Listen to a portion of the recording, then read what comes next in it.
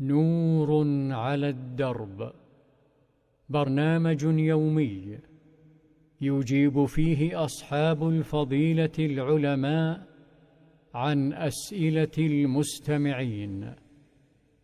إعداد وتقديم سبيت ابن إبراهيم سبيت. تنفيذ وليد بن عبد الرحمن النومان. بسم الله الرحمن الرحيم. الحمد لله رب العالمين، وصلى الله وسلم وبارك على نبينا محمد وعلى آله وصحبه أجمعين. أما بعد، أيها الإخوة المستمعون الكرام، السلام عليكم ورحمة الله وبركاته. أهلا ومرحبا بكم أحبتنا الكرام في هذه الحلقة الجديدة من برنامجكم اليومي نور على الدرب. ضيفنا في هذه الحلقة هو فضيلة الشيخ الدكتور سامي بن محمد الصقير، عضو هيئة كبار العلماء. في بداية هذه الحلقة نرحب بكم شيخنا الكريم، حياكم الله. حياكم الله وبارك فيكم، وحيا الله الإخوة المستمعين والمستمعات. حياكم الله شيخنا ومرحبا بكم، ونرحب بكم مستمعينا الكرام، ونسعد بمتابعتكم لنا في هذه الحلقات. نسأل الله جل وعلا أن يوفقنا وإياكم للعلم النافع والعمل الصالح الذي يرضيه عنا. شيخنا حفظكم الله، نبدأ هذه الحلقة بهذا السؤال الذي يقول باعثه: ما حكم السؤال عن الحكمة في بعض الأحكام الشرعية، وهل يعتبر هذا من السؤال المذموم؟ بسم الله الرحمن الرحيم. الحمد لله رب العالمين، وأصلي وأسلم على نبينا محمد خاتم النبيين وإمام المتقين، وعلى آله وأصحابه وأتباعه بإحسان إلى يوم الدين. أما بعد، فقبل الإجابة عن هذا السؤال أحب أن أبين أن الله عز وجل له الحكم التام والحكمة البالغة فيما حكم به كونا وشرعا، فهو سبحانه وتعالى الحكيم في خلقه، الحكيم في شرعه، كما قال الله تعالى: وما خلقت الجن والإنس إلا ليعبدون. وقال عز وجل: وما خلقنا السماوات والأرض وما بينهما لاعبين.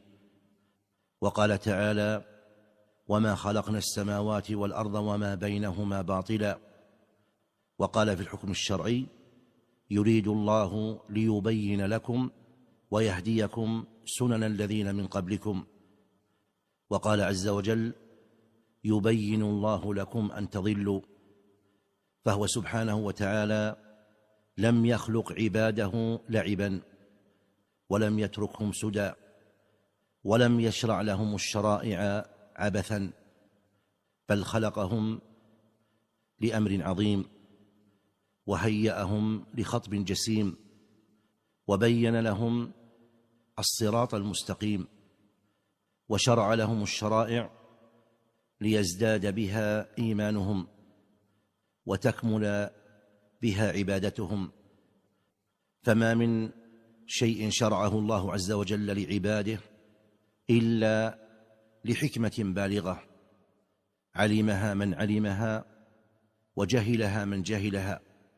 وليس جهلنا بحكمة شيء مما حكم الله تعالى فيه كونا أو قدرا دليلا على أنه لا حكمة له، بل هو دليل على نقص علمنا وقصور فهمنا عن إدراك حكمة الله عز وجل. ولهذا قال الله تعالى: وما أوتيتم من العلم إلا قليلا.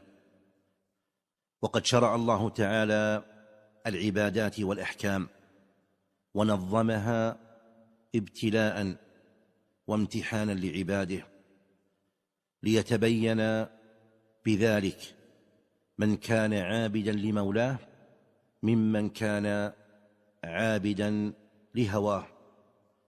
فمن تقبل هذه الشرائع والأحكام بصدر منشرح ونفس مطمئنة فهو عابد لمولاه، راض بشريعته، مقدم لطاعة ربه عز وجل على هوى نفسه.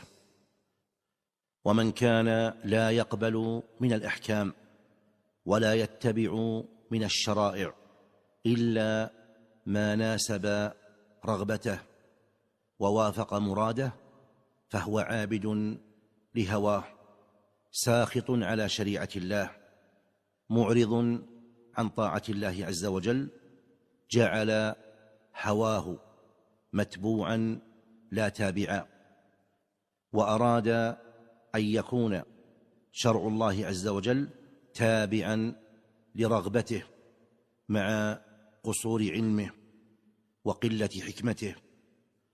ولهذا قال الله تعالى: ولو اتبع الحق أهواءهم لفسدت السماوات والأرض ومن فيهن بل أتيناهم بذكرهم فهم عن ذكرهم معرضون.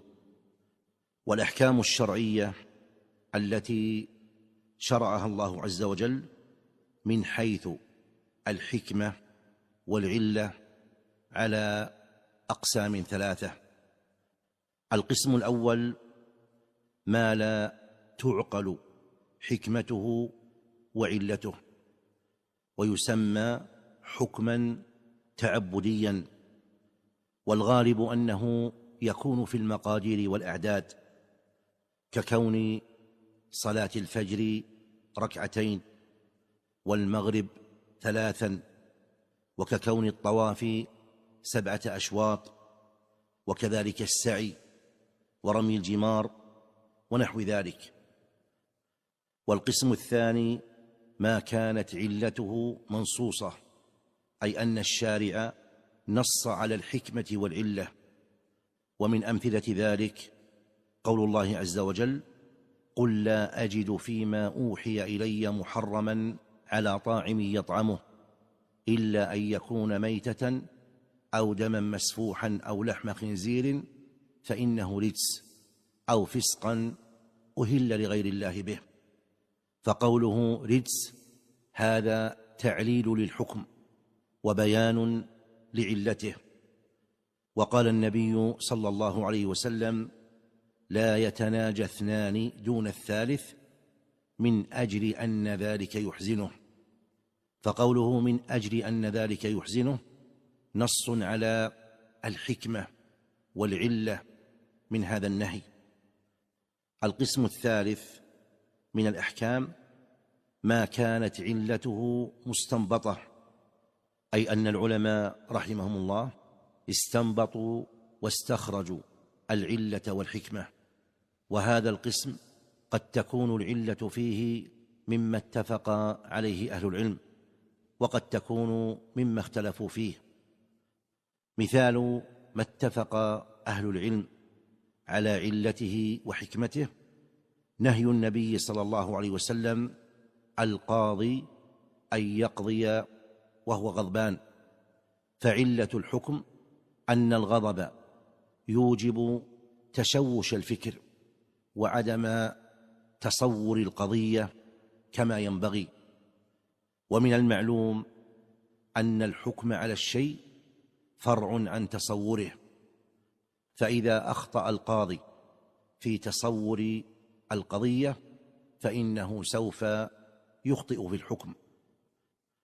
ومثال ما اختلف العلماء في علته وحكمته جريان الربا في الأصناف الستة، فإن العلة في جريان الربا فيها مما حصل فيه خلاف بين العلماء.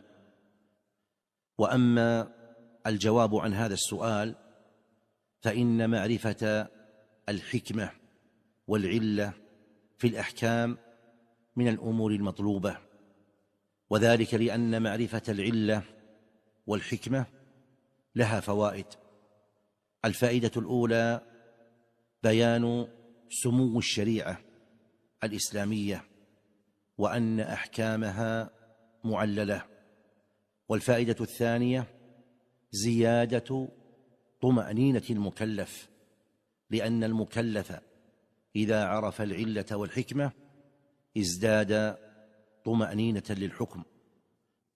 الفائدة الثالثة التنشيط على الامتثال، فإن المكلف إذا علم العلة والحكمة فإن هذا مما ينشطه ويرغبه في امتثال الحكم الشرعي. الفائدة الرابعة: إمكان القياس إذا كانت العلة متعدية. ومن أمثلة ذلك قول الله عز وجل في الآية الكريمة: قل لا أجد فيما أوحي إلي محرما على طاعم يطعمه إلا أن يكون ميتة أو دما مسفوحا أو لحم خنزير فإنه رجس. فقوله فإنه رجس يدل على أن كل رجس، أي أن كل نجس فهو محرم. وكقول النبي صلى الله عليه وسلم: لا يتناجى اثنان دون الثالث من أجل أن ذلك يحزنه. فيقاس عليه أن كل ما يدخل الحزن على المسلم فإنه محرم. الفائدة الخامسة: أن الحكم يدور مع علته وجودا وعدما، فإذا وجدت العلة وجد الحكم، وإذا انتفى الحكم، فالحكم يدور مع علته وجودا وعدما. الفائدة السادسة: ظهور مقتضى اسم الحكيم لله عز وجل، وأنه سبحانه وتعالى حكيم فيما يخلقه وما يشرعه. نعم. أحسن الله إليكم شيخنا وبارك الله فيكم وفي علمكم. من الأسئلة كذلك هذا سؤال يقول باعثه: ما حكم أن يشترط الإنسان على غيره أن يزوجه أخته بشرط أن الآخر يزوجه أخته كذلك؟ هذه الصورة المذكورة في السؤال من نكاح الشغار.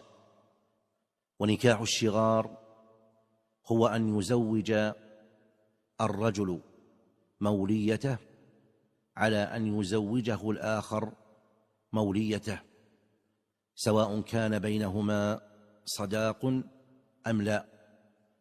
وقد نهى النبي صلى الله عليه وسلم عن نكاح الشغار، وهذا النهي للتحريم بإجماع العلماء.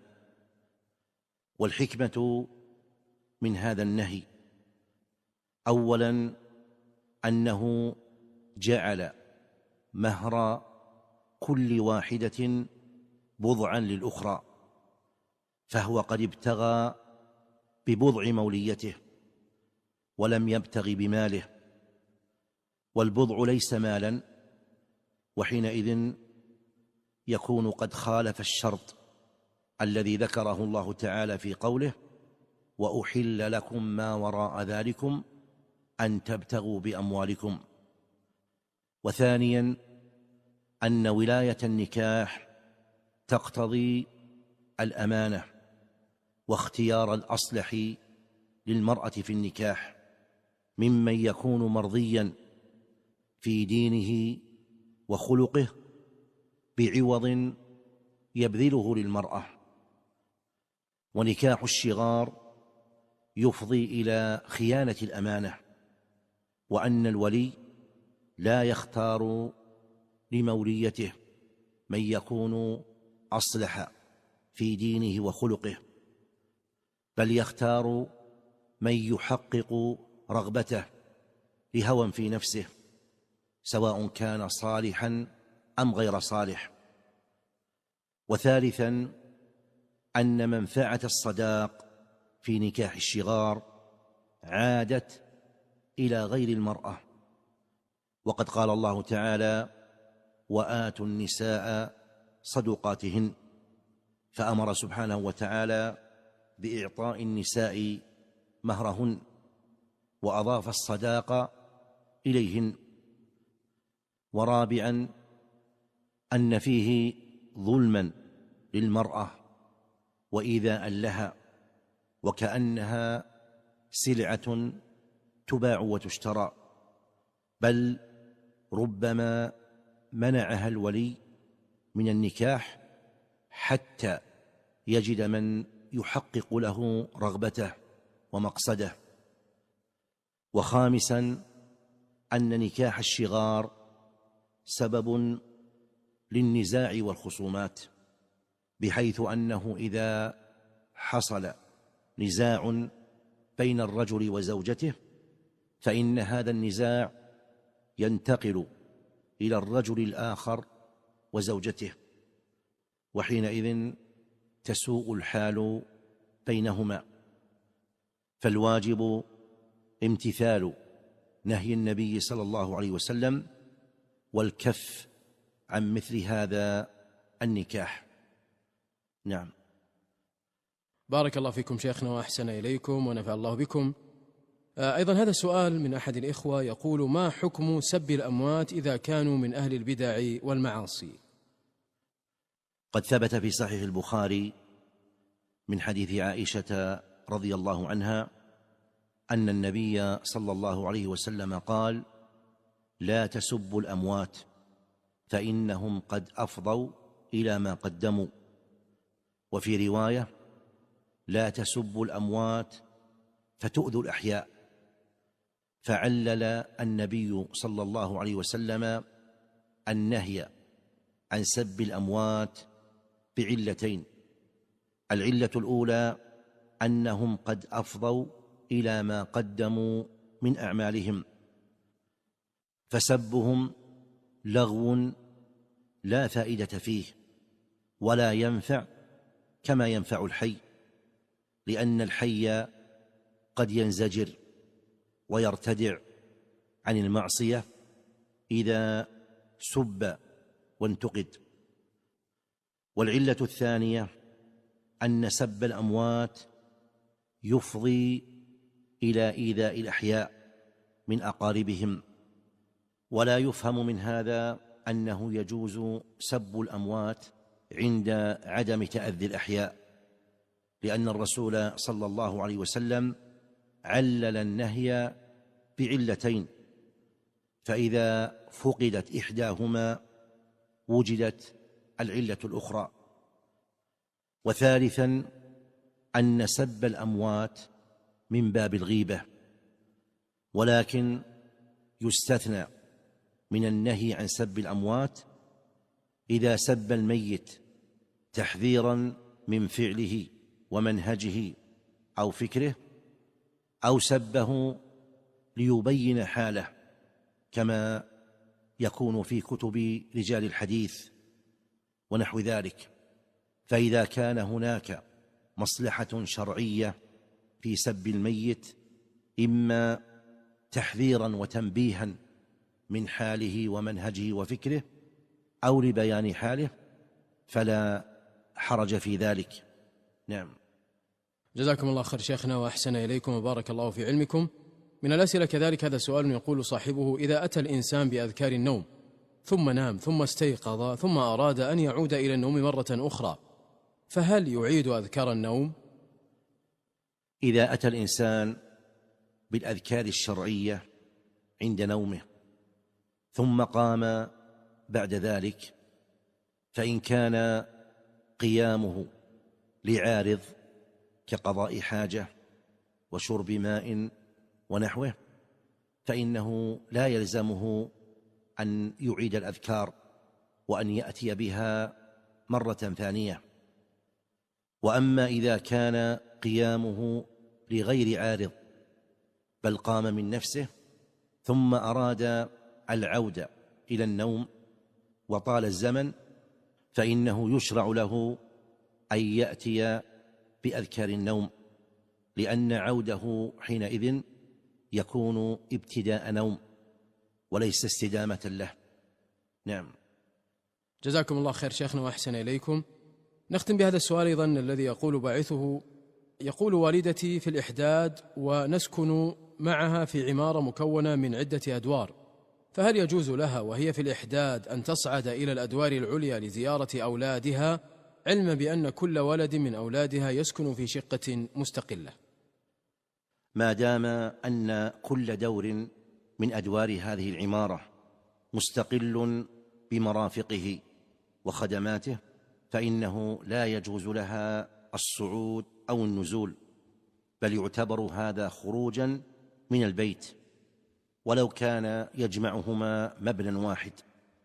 ولهذا كان النبي صلى الله عليه وسلم أثناء اعتكافه يدخل رأسه لعائشة رضي الله عنها فترجله، وهذا يدل على أن خروج بعض البدن ينافي الاعتكاف، مع أن بيت الرسول صلى الله عليه وسلم مجاور للمسجد. وأما إذا كانت هذه العمارة بأدوارها مشتركة من جهة المرافق والخدمات فيجوز لها الصعود أو النزول. نعم.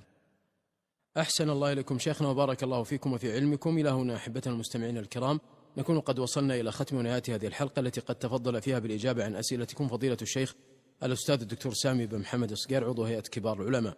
فشكر الله لشيخنا الكريم وبارك الله فيه وفي علمه، وشكر الله لكم أحبتنا الكرام حسن متابعتكم لنا في هذه الحلقة. نسأل الله جل وعلا أن يوفقنا وإياكم للعلم النافع والعمل الصالح الذي يرضيه عنا.